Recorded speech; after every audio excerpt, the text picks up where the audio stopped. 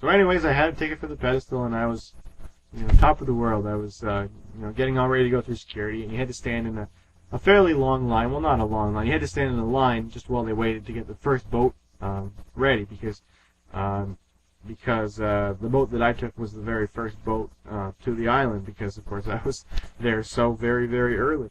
So I waited in this lineup, and got some pictures of.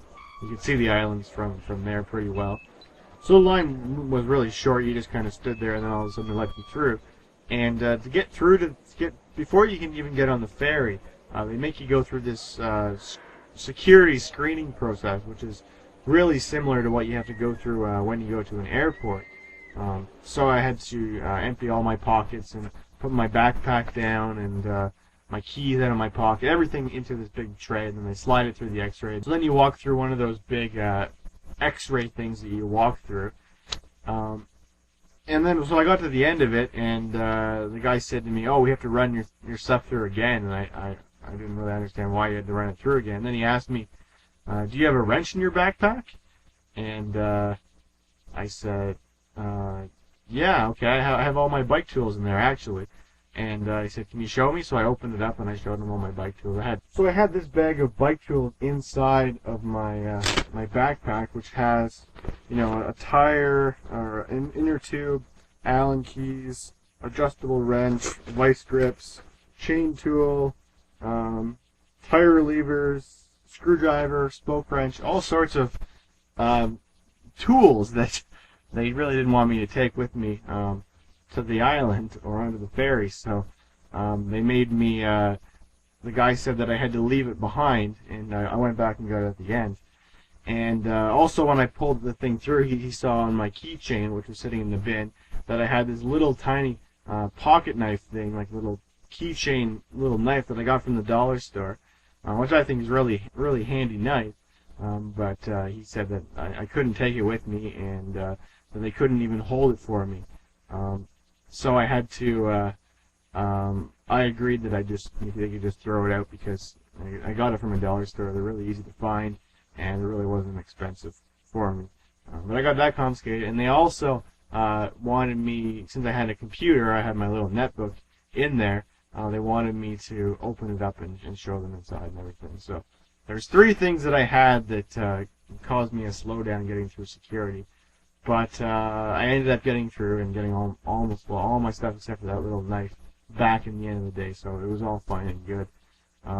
So anyways, after that you stand in another lineup to actually get on the ferry, and the ferry was, like getting onto the ferry, the ferry in the dock was really tilting back and forth quite a bit. All the waves, I guess, coming in from all the other ships, hitting the shore really shook the boat quite a bit. I took a little bit of footage. When I first walked onto the boat, it was just rocking all over the place, and I've never had problems with seasickness, but I could imagine that it would be hard for people to get onto that boat, seeing it like that, if they're prone to getting seasick or something.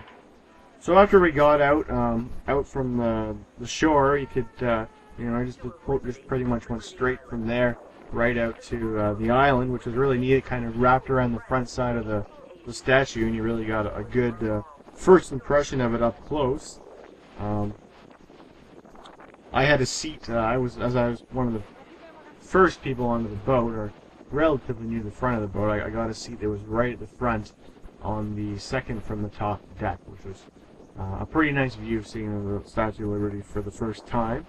So, anyways, the ferry went over across the harbor, and I got lots of footage of the island from the boat there. And then the ferry docked at the dock on Liberty Island, and everyone got off, and I pretty much, first after I got there, I walked straight to the other side of the island, and I got some pictures of the New York skyline, which was pretty nice to see from that angle.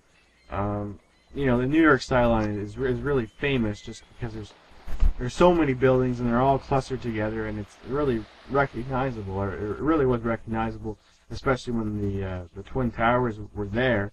But still, it's you can definitely pick out lots of the buildings there if you know what you're looking for. So that was neat to see. So I took lots of videos of that. And after that, I did a lap around the outside of the bottom, like the main grassed grounds, looking up at the statue, which is what everyone that most people that go to the Statue of Liberty, that's what they see. The people that don't have the pedestal tickets or the crown tickets just get to see the grounds, and you still get to see quite a good view of the statue. I got some good pictures again of the statue from the bottom, and it's really impressive how large it is, and it's a really nice looking statue. It's really neat being there.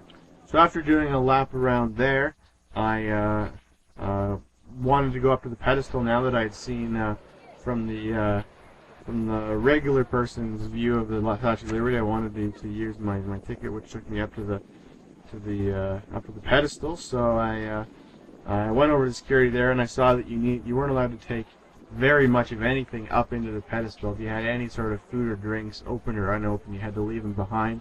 I didn't have any of that stuff, but I had my big backpack, which had didn't have tools in it anymore, but it still had the laptop and my guidebooks and all sorts of things that I didn't really want to carry anyways. But you weren't supposed to bring any of that stuff through. So I had to put it in a locker, and they had some really neat lockers that were there. You paid $2 for 2 hours for locking stuff up, which I guess is kind of steep, but it was worth it. I was glad not to be carrying that heavy backpack around with me on my climb to the pedestal. But those lockers were really cool to use. The way it works is you put your money in, and then you give it one of your fingerprints, and after you've given it the fingerprint, then one of the lockers is right adjacent to the panel there opens up, and then you put your stuff in there, and then after you close the door, then it goes click and it's locked, and then when you came back, you open it again with the same fingerprint, which is a really cool way of doing that, because the old-fashioned way where you put the money in and you got a little key that you have to hold on to, and then the whole day you're worried about losing that key. It's not the greatest. So that's the way of the future for payable locker at public places. So after going through security, which was really straightforward this time, I didn't have very much of anything. I just had my 2 cameras, and that was it in my pocket. So I just went right through, and then I was inside of the restricted area that only pedestal people get to see. So inside the pedestal, there's a museum. It's all about sort of the history of the Statue of Liberty. The Statue of Liberty was a gift to America from the French, and it represented, or it was to signify 100 years of friendship between those two nations. Both nations, what they had in common was that they had their revolutions becoming free from the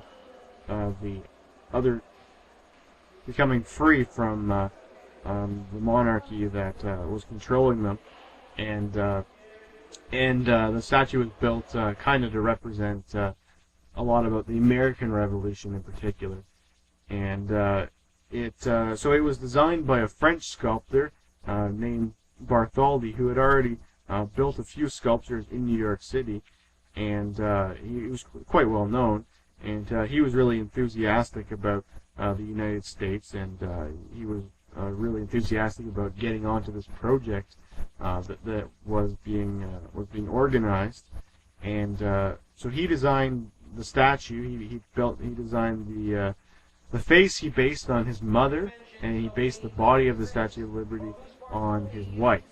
So that's an interesting combination.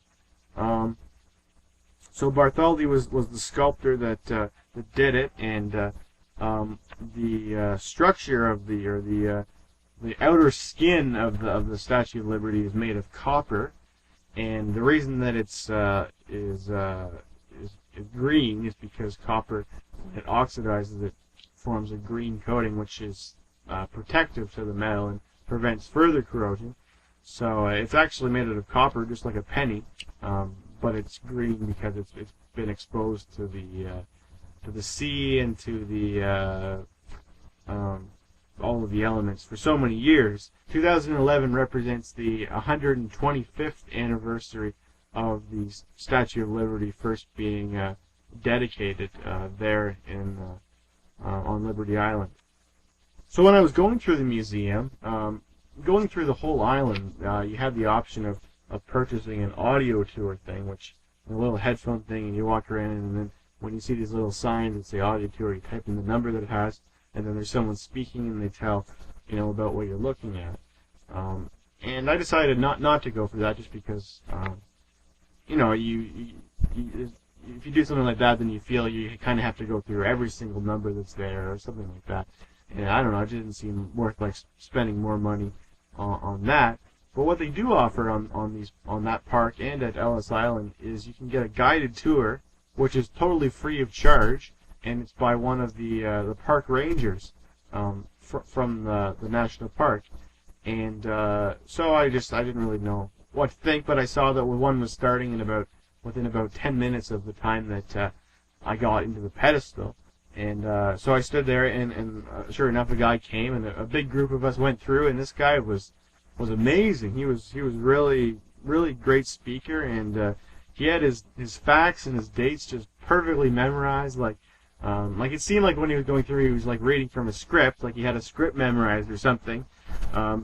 But the thing was, if you asked him a question, he could tell you an exact answer, and he kind of had like a little script memorized for that exact question, because I'm sure he's been doing it for many years, and he knows all of this stuff really well. But he asked a question like, when did this happen to the statue or something, and he'll tell you right down to the month and the day, not just the year, which is what most people would know and would really care about. But he would tell you that this happened on July 30th, 1921, or whatever date, and that was entertaining. But he was really, really good, and I really enjoyed going with him. He took us through the museum, and then he actually walked up with us right up to the top of the pedestal, and he just continued to give us information about stuff. So the climb up to the pedestal was quite a lot of stairs.